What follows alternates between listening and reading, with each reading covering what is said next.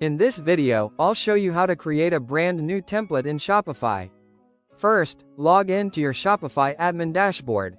From the left-hand menu, click Online Store, then locate your active theme. In my case, I'm using the Horizon theme. Click Customize or Edit Theme to open the theme editor. Once the editor loads, click the page selector at the top, then choose Products.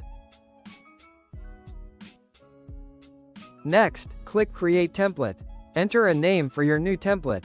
I'll call mine Demo. Make sure it's based on the default product template, then click Create Template. Your new template has now been created. You can now customize it however you like. Once you're done making your changes, click Save. Now let's assign this template to a product.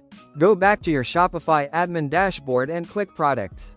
Open the product you want to use, then scroll down to the Theme Template section. Open the drop-down menu, select the demo template, and click Save.